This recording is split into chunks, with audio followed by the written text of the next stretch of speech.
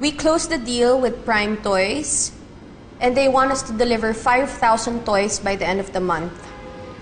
By the end of this month? Kakayanin ba natin yun? Yes, kaya. Kailangan lang ng konting sakripisyo. Since Monday, may mga empleyado na akong pinag-o-overtime. And I'm also thinking to have them work on weekends. Pwede ring iklian ng break time nila. That is, if it's agreeable with you. Ma'am, iniklian na po natin noon ang break time nila. Pabawasan pa ulit? Portia, hindi naman ganun katagal ang kailangan para kumain. Besides, we have to look at the bigger picture. This could spell big profits for us. And I guess we all want that, right?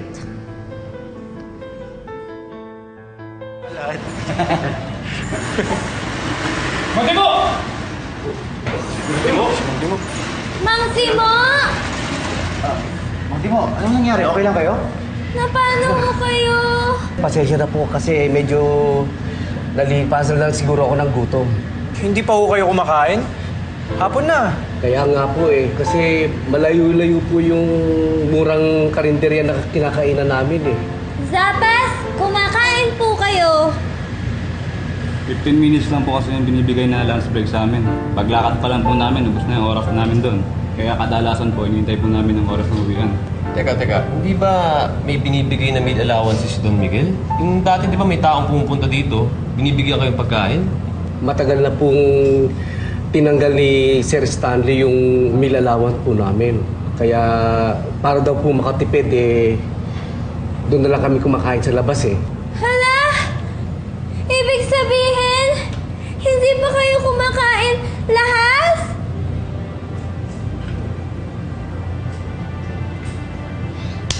Lunch break muna!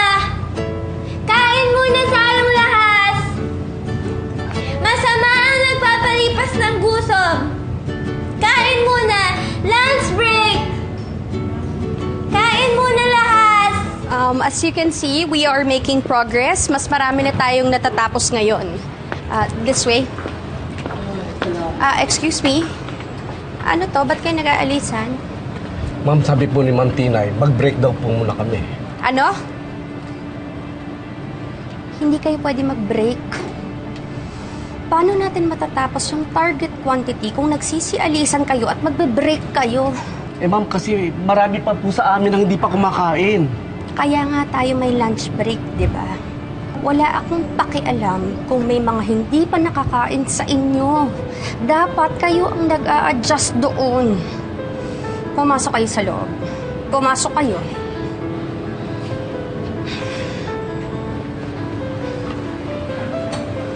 Okay lang yan. Okay. Yan talaga sila. I'm sorry about that. Actually, this is my problem about Tinay. She makes decisions without thinking of the consequences. Paano natin matatapos ang trabaho kung pinapaalis niya ang mga tao? Mabuti pa siguro pumasok na lang muna kayo sa loob. Bochog. Sige po.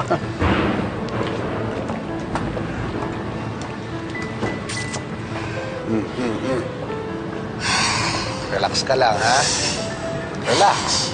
Kausapin mo na lang si Tinay mamaya. Takutin mo. Alam mo naman, nanginginig sa'yo yun Hindi lang yun ang gagawin ko, Stanley. I think this is the perfect opportunity para finally mapatalsik na natin ang pakilamero na yan. Just the other day, may sinasante akong isang empleyado na hindi na productive. Pero binalik siya ni Tinay without even consulting me. She's breaking protocols. Hindi naman tayo pwede magpa-break time ng basta-basta lang. That's why I'd like to consult with you all. I think it's better if we just keep her out of the company. Pero daddy mo ang nagbigay ng share sa kanya. Yes, that's right. Pero I'm sure hindi alam naman ni Papa na magiging ganito. I believe that we should stop giving her authority so that she can stop making wrong decisions. Ang akin lang, malaki ang pwedeng mawala sa kumpanya dahil sa mga maling desisyon ni Tinay pagdating sa mga tao. I'm sure you would all agree with me that idle time would translate to loss for the company. And with that, I would like to propose a vote on whether or not we should keep her in the company. All those in favor of removing Tinay for the good of the company, please raise your hand.